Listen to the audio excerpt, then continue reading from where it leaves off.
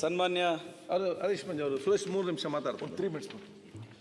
ಮಾನ್ಯ ಸಭಾಧ್ಯಕ್ಷರೇ, ನಾವು ಸಾಕಷ್ಟು ವರ್ಷಗಳಿಂದ ಸಾರ್ವಜನಿಕ ಬದುಕಲ್ಲಿ ಇದ್ದೀವಿ. ನಾವು ಭಾಳಷ್ಟು ಕಂಪ್ಲೇಂಟ್ಸು ಎಲ್ಲ ನೋಡಿದ್ದೀವಿ. ನನ್ನ ಅನುಭವದಲ್ಲಿ the most privileged complainant is this ಮುಸುಕುದಾರಿ. ಇವನಿಗಷ್ಟು ಪ್ರಿವಿಲೇಜಸ್ ಯಾವ ಕಂಪ್ಲೇಂಟ್ಗೂ ಸಿಗಲೇ ಇಲ್ಲ. ಆ ರೀತಿ ಇವತ್ತು ಸಿಕ್ಕಿದೆ. ಮತ್ತು ಸುನೀಲ್ ಕುಮಾರ್ ಅವರು ಹೇಳಿದಂಗೆ ಧರ್ಮಸ್ಥಳ ಒಂದು ದೇವಸ್ಥಾನ ಅಲ್ಲ, ಒಂದು ಭಾವನೆ ಅದು. ನಾವು ಹಿಸ್ಟ್ರಿಯಲ್ಲಿ ನೋಡ್ಬಿಟ್ಟಿದ್ದೀವಿ. ಮೊಹಮ್ಮದ್ ಗೋರಿ, ಮೊಹಮ್ಮದ್ ಗಜ್ನಿ, ಅಲ್ಲಾವುದ್ದೀನ್ ಖಿಲ್ಜಿ ಇವರೆಲ್ಲ ಬಂದು ಆ ಸೋಮನಾಥನ ಮೇಲೆ ಅಟ್ಯಾಕ್ ಮಾಡಿದ್ದು, ವಿಗ್ರಹಗಳನ್ನ ಬಂಧಿಸಿದ್ದು, ನಮ್ಮ ನಂಬಿಕೆಗಳನ್ನ ಹಾಳು ಮಾಡೋಕ್ಕೆ ಟ್ರೈ ಮಾಡಿದ್ದೀವಿ. ಇದು ಹೊಸ ಸಂತತಿ. ಇದು ನೆಪ. ಇದು ಸೌಜನ್ಯದು ನಾವು ಹೇಳ್ದಂಗೆ ನ್ಯಾಯ ದೊರಕಲೇಬೇಕು. ಅರೆ ಸೌಜನ್ಯ ಸಾವನ್ನ ಉಪಯೋಗಿಸ್ಕೊಳ್ತಾ ಇದ್ದಾರಲ್ಲ ತಮ್ಮದ್ಯಾವುದೋ ಒಂದು ಅಜೆಂಡಾಗೆ, ಅದಕ್ಕೆ ಅವಕಾಶ ಕೊಡಬಾರ್ದು. ನಾನು ಆಗಲೇ at the risk of repetition ಹೇಳ್ತೀನಿ, SIT should have had the minimum common sense. ಆ ಮುಸುಕುದಾರಿನ ನಮ್ಮ ಕಸ್ಟಡಿಲಿ ಇಟ್ಕೊಳ್ಬೇಕು, ಕರ್ಕೊಂಡೋಗ್ಬೇಕು. ಅವನ್ನೆಲ್ಲ ಹೋಗ್ತಾನೋ ಅಲ್ಲಿ ಕರ್ಕೊಂಡೋಗ್ಬೇಕು, ಮತ್ತೆ ತಮ್ಮ ಕಸ್ಟಡಿಲಿ ಇಟ್ಕೋಬೇಕು. ಎಷ್ಟೇ ಹೆಂಗಿದ್ರು ಖರ್ಚು ಮಾಡ್ತಿದ್ದಾರಾ, ಇನ್ನೊಂದು ಬಿರಿಯಾನಿ ಅಷ್ಟೇ ಖರ್ಚು, ಅಷ್ಟೇ. ನೈಟ್ ಒಂದು ವ್ಯವಸ್ಥೆ ಮಾಡಬೇಕು. ಅವನು 8 ಗಂಟೆ ಇರ್ತಾನೆ, ಇದೇನು ವರ್ಕಿಂಗ್ ಅವರ ಇದು? ನಮ್ಮ ಇರೋ ಸ್ಪೀಕರ್ ಅವರು ಬೆಳಗ್ಗೆ 9:00 ಬನ್ನಿ ಅಂತ ಅಂದ್ಬಿಟ್ಟು 8 ಗಂಟೆ ಕಳಿಸ್ತಾರಲ್ಲ, ಆ ರೀತಿನ ಅದು?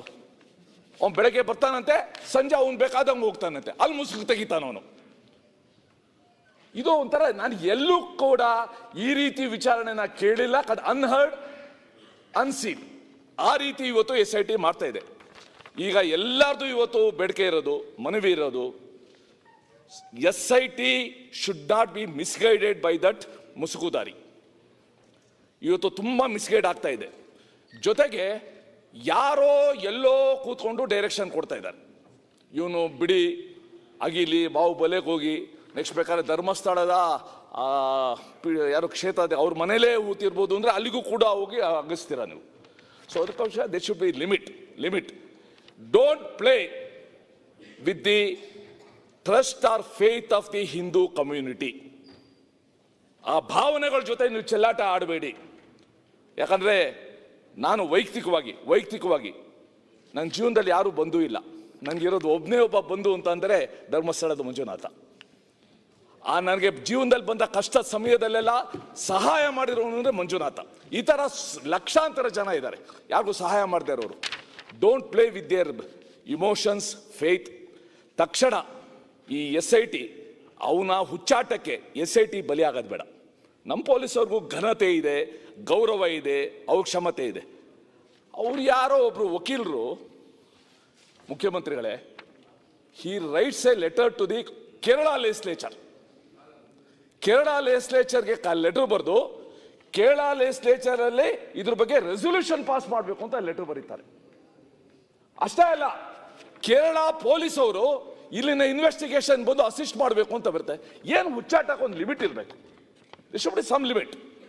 ಇನ್ನೊಬ್ರು ಪ್ರಚೋದನಾಕಾರಿ ಮಾತುಗಳನ್ನ ಆಡ್ತಾ ಇದ್ದಾರೆ. ಸೊ ಅದಕ್ಕೋಸ್ಕರ ಇದು ಮತ್ತಷ್ಟು ಹೆಚ್ಚಾಗಿ ರಾಜ್ಯದಲ್ಲಿ ಜನಸಾಮಾನ್ಯರಲ್ಲಿ, ಭಕ್ತರಲ್ಲಿ ಕ್ಷೋಭೆ ಹೆಚ್ಚಾಗಿಂತ ಮುಂಚೆ putting into this drama. This is nothing but a drama with an agenda. ಇದನ್ನು ನಿಲ್ಲಿಸಬೇಕು. ನಾವೆಲ್ಲರೂ ಕೂಡ ಆಗ್ರಹ ಮಾಡ್ತಾ ಇರೋದು, ದಯವಿಟ್ಟು SIT ಇದು ಮಧ್ಯಂತರ ವರದಿನ ಕೊಡಿ. ಮಧ್ಯಂತರ ವರದಿ ಕೊಟ್ಟು ಹೆಚ್ಚು ಈ ಕಪೋಲ ಕಲ್ಪಿತ ಸಂಗತಿಗಳೇನು ಹರಡ್ತಾ ಇದೆ, ಪ್ಲೀಸ್ ಪುಟ್ ಎ ಸ್ಟಾಪ್. ಮತ್ತು ಬೇಗ ಆ ಹೇಟ್ ಸ್ಪೀಚನ್ನ ಕಾನೂನು ತಂದು ಮೊದಲು ಅವ್ರನ್ನ ಒಳಗಡೆ ಹಾಕಿ. ಹರೀಶ್ ಮಂಜ. ಸನ್ಮಾನ್ಯ ಸಭಾಧ್ಯಕ್ಷರೇ, ಬೆಳ್ತಂಗಡಿ ವಿಧಾನಸಭಾ ಕ್ಷೇತ್ರದ ಜನಪ್ರತಿನಿಧಿಯಾಗಿ ಈ ಒಂದು ಘಟನೆಗೆ ಸಂಬಂಧಪಟ್ಟಂತೆ ಈ ಸದನದಲ್ಲಿ ಮಾತಾಡಬೇಕಾದಂಥ ಅನಿವಾರ್ಯತೆ ಇದೆ. ನಾನು ಈ SIT ಪ್ರಕರಣವನ್ನು ಮಾತಾಡುವುದಕ್ಕಿಂತ ಮುಂಚೆ ಬೆಳ್ತಂಗಡಿ ವಿಧಾನಸಭಾ ಕ್ಷೇತ್ರದ ಧರ್ಮಸ್ಥಳ ಗ್ರಾಮ ಪಂಚಾಯತ್ ವ್ಯಾಪ್ತಿಯ ಪಾಂಗಳದ ನಿವಾಸಿಯಾಗಿದ್ದಂಥ ವಿದ್ಯಾರ್ಥಿನಿ ಕುಮಾರಿ ಸೌಜನ್ಯ ಅವರ ಹತ್ಯೆ ಅಕ್ಟೋಬರ್ 9, 2012 ಆಯಿತು. ಈ ದಿವಸದ ನಂತರ ಅನೇಕ ಹೋರಾಟಗಳ ಮೂಲಕ ಸರ್ಕಾರಗಳು ಬೇರೆ ಬೇರೆ ತನಿಖೆಗೆ ಅದನ್ನು ಒಳಪಡಿಸಿದ್ದು. ಬೇರೆ ಬೇರೆ ತನಿಖೆಗೆ ಒಳಪಡಿಸಿದ ನಂತರ 2023 ಜೂನ್ 18ಕ್ಕೆ ಕೋರ್ಟಿನ ತೀರ್ಪು ಸಹ ಬಂತು. ಕೋರ್ಟ್ ತೀರ್ಪು ಬಂದ ಸಂದರ್ಭದಲ್ಲಿ ಯಾರು ಅಪರಾಧಿ ಅಂತೇಳಿ ಅರೆಸ್ಟ್ ಆಗಿದ್ದಂಥ ವ್ಯಕ್ತಿಯನ್ನು ಸಾಕ್ಷ್ಯಾಧಾರದ ಕೊರತೆಯಿಂದಾಗಿ ಬಿಡುಗಡೆಗೊಳಿಸ್ತಕ್ಕಂಥ ಕೆಲಸವನ್ನು ಕೋರ್ಟ್ ಮಾಡಿತು. ಅದರ ನಂತರದ ದಿನಗಳಲ್ಲೂ ಅನೇಕ ಹೋರಾಟಗಾರರು ಅನೇಕ ಮಾಧ್ಯಮಗಳಲ್ಲಿ ಹೇಳಿಕೆ ಕೊಡ್ತಾ ಬಂದರು, ನಮ್ಮ ಹತ್ರ ಸಾಕ್ಷಿ ಇದೆ. ಅನೇಕ ಹೋರಾಟದ ಸಭೆಗಳಲ್ಲೂ ಹೋರಾಟಗಾರರು ಹೇಳ್ತಾ ಬಂದರು, ನಮ್ಮ ಹತ್ರ ಸಾಕ್ಷಿ ಇದೆ. ಅನೇಕ ಯೂಟ್ಯೂಬ್ಗಳಲ್ಲೂ ಹೇಳ್ತಾ ಬಂದರು, ನಮ್ಮ ಹತ್ರ ಸಾಕ್ಷಿ ಇದೆ ಅಂತೇಳಿ. ಪ್ರಾಯಶಃ ಕೋರ್ಟ್ ತೀರ್ಪು ಬಂದ 3 ದಿನಕ್ಕೆ ಜೂನ್ 21ಕ್ಕೆ ಸನ್ಮಾನ್ಯ ಮುಖ್ಯಮಂತ್ರಿಗಳಿಗೆ ನಾನು ಮತ್ತು ನಮ್ಮ ಕ್ಷೇತ್ರದಲ್ಲಿ ಇರ್ತಕ್ಕಂಥ ವಿಧಾನ ಪರಿಷತ್ ಸದಸ್ಯರಾಗಿರ್ತಕ್ಕ ಪ್ರತಾಪ್ ಸಿಂಹ ನಾಯಕರು ಬಂದು ಮನವಿಯನ್ನು ಸಹ ಕೊಟ್ವಿ, ಈ ತನಿಖೆಯನ್ನು ಮರು ತನಿಖೆ ಮಾಡಬೇಕು ಅಂತ ಹೇಳಿ. ಆ ನಂತರದ ದಿನಗಳಲ್ಲಿ ಇಡೀ ಜಿಲ್ಲೆ ಎಲ್ಲ BJP MLAಗಳು MP ಸೇರಿಕೊಂಡು ಸನ್ಮಾನ್ಯ ಮುಖ್ಯಮಂತ್ರಿಗಳನ್ನು ಭೇಟಿ ಮಾಡಿ ಈ ಸೌಜನ್ಯ ಹತ್ಯೆ ಕೇಸನ್ನು ನೀವು ಮರು ತನಿಖೆ ಮಾಡಬೇಕೆನ್ನುವಂಥ ಆಗ್ರಹವನ್ನು ಮಾಡಿದ್ವಿ. ಈ ಎಲ್ಲ ಹೋರಾಟಗಾರರ ಹೇಳಿಕೆಯನ್ನು ಗಮನದಲ್ಲಿಟ್ಟುಕೊಂಡು ಸನ್ಮಾನ್ಯ ಮುಖ್ಯಮಂತ್ರಿಗಳಲ್ಲಿ ಮತ್ತು ಗೃಹ ಸಚಿವರಲ್ಲಿ ಸರ್ಕಾರ ಹತ್ರ ವಿನಂತಿ ಮಾಡ್ತೇನೆ. ನಾನು ಸಮಾಜಕ್ಕೆ ಒಂದು ಗೊಂದಲ ಇದೆ. ಇಷ್ಟು ಹೋರಾಟಗಾರರು ಸಾಕ್ಷಿ ಇದೆ ಅಂತ ಹೇಳಿದ ನಂತರನೂ ಯಾಕೆ ಇದನ್ನು ತಾರ್ಕಿಕವಾಗಿರ್ತಕ್ಕಂಥ ಅಂತ್ಯಕ್ಕೆ ತರ್ತಾ ಇಲ್ಲ ಎನ್ನುವಂಥ ಒಂದು ಗೊಂದಲ ಇದೆ.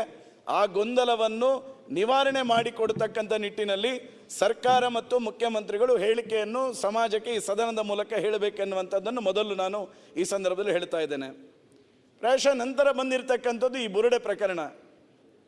ಸನ್ಮಾನ್ಯ ಮುಖ್ಯಮಂತ್ರಿಗಳು ಈ ತನಿಖೆಯನ್ನು SITಗೆ ಕೊಡ್ತೇವೆ ಅಂತ ಹೇಳಿದ ತಕ್ಷಣ ಆ ಕ್ಷೇತ್ರದ ಜನಪ್ರತಿನಿಧಿಯಾಗಿ ನಾನು ಆ SIT ತನಿಖೆಯನ್ನು ನಾನು ಸ್ವಾಗತ ಮಾಡಿದ್ದೇನೆ. ಆ SIT ತನಿಖೆ ಪ್ರಾರಂಭದಿಂದ ಇವತ್ತಿನವರೆಗೂ ಯಾವುದೇ ರೀತಿಯಾಗಿರ್ತಕ್ಕಂಥ ಮಾಧ್ಯಮಗಳಿಗೆ ಹೇಳಿಕೆಯನ್ನು ಕೊಟ್ಟಿಲ್ಲ. ನಾನು ಅನೇಕ ಮಾಧ್ಯಮಗಳು ನನ್ನನ್ನು ಸಂಪರ್ಕ ಮಾಡಿದಂಥ ಸಂದರ್ಭದಲ್ಲೂ SIT ತನಿಖೆಗೆ ನಾವು ಡಿಸ್ಟರ್ಬ್ ಮಾಡಬಾರ್ದು, ನಮ್ಮ ಹೇಳಿಕೆಗಳು SIT ತನಿಖೆಯ ಪ್ರಕರಣದ ಸತ್ಯಾಸತ್ಯತೆಯನ್ನು ತಿಳಿಯತಕ್ಕಂಥ ಸಂದರ್ಭದಲ್ಲಿ ಅದು ಡಿಸ್ಟರ್ಬ್ ಆಗಬಾರ್ದು ಎನ್ನುವ ಕಾರಣಕ್ಕೋಸ್ಕರ ಯಾವುದೇ ಹೇಳಿಕೆಗಳನ್ನು ಕೊಟ್ಟಿಲ್ಲ. ಆದರೆ ಇವತ್ತು ನಮ್ಮದು ಆಗ್ರಹ ಇರ್ತಕ್ಕಂಥದ್ದು, ಸಾವಿರಾರು ಕೋಟ್ಯಾಂತರ ಭಕ್ತರ ಮನಸ್ಸಿನ ಭಾವನೆ ಇದೆ. ಆ ಭಾವನೆಗೆ ಪೂರಕವಾಗಿ ನಮ್ಮ ಇಡೀ ಬೆಳ್ತಂಗಡಿ ವಿಧಾನಸಭಾ ಕ್ಷೇತ್ರ ಅಥವಾ ದಕ್ಷಿಣ ಕನ್ನಡ ಜಿಲ್ಲೆ ಮಾತ್ರ ಅಲ್ಲ, ಇಡೀ ದೇಶದ ಹಿಂದೂ ಸಮಾಜದ ಧಾರ್ಮಿಕ ಭಾವನೆಗೆ ಘಾಸಿ ಆಗ್ತಕ್ಕಂಥ ವ್ಯವಸ್ಥೆಗೆ ಒಂದು ಫುಲ್ ಸ್ಟಾಪ್ ಹಾಕ್ತಕ್ಕಂಥ ಕೆಲಸವನ್ನು ಸರ್ಕಾರ ಮಾಡಬೇಕು. ನಾನಿವತ್ತು ಎಲ್ಲ ಕ್ಷೇತ್ರದ ಜನ, ಜಿಲ್ಲೆಯ ಜನರ ಪರವಾಗಿ ನಾನು ವಿನಂತಿ ಮಾಡ್ತೇನೆ, ರಾಜ್ಯ ಸರ್ಕಾರ ಈ SIT ತನಿಖೆಯ ವರದಿಯನ್ನು ಆದಷ್ಟು ಶೀಘ್ರ ಸಮಾಜದ ಮುಂದೆ ಇಡ್ತಕ್ಕಂಥ ಪ್ರಾಮಾಣಿಕ ಕೆಲಸವನ್ನು ಮಾಡಬೇಕೆನ್ನುವಂಥ ಆಗ್ರಹವನ್ನು ನಾನು ಸರ್ಕಾರಕ್ಕೆ ಈ ಮೂಲಕ ಮಾಡ್ತೇನೆ. ಆ ಮೂಲಕ ಹಿಂದೂ ಸಮಾಜದ ಧಾರ್ಮಿಕ ಶ್ರದ್ಧಾ ಕೇಂದ್ರದ ಮೇಲೆ ಆಗ್ತಕ್ಕಂಥ ಅಪಮಾನವನ್ನು, ಈ ರೀತಿಯ ಸುಳ್ಳು ಹೇಳಿಕೆಗಳನ್ನು, ಈ ರೀತಿಯ ಯಾವುದೋ ರೀತಿಯಾಗಿ ಭಾವನೆಗೆ ಘಾಸಿ ಆಗ್ತಕ್ಕಂಥ ವ್ಯವಸ್ಥೆಗಳನ್ನು ಯಾರೂ ಮಾಡಬಾರ್ದು. ಮತ್ತು ನ್ಯಾಯ ಅನ್ಯಾಯ ಎನ್ನುವಂಥದ್ದನ್ನು ತೀರ್ಮಾನ ಮಾಡಲಿಕ್ಕೆ ಕಾನೂನಿನ ವ್ಯವಸ್ಥೆಗಳಿದೆ. ಯಾರೇ ತಪ್ಪು ಮಾಡಿದರೂ ಶಿಕ್ಷೆ ಆಗಲೇಬೇಕಾಗ್ತಕ್ಕಂಥದ್ದು.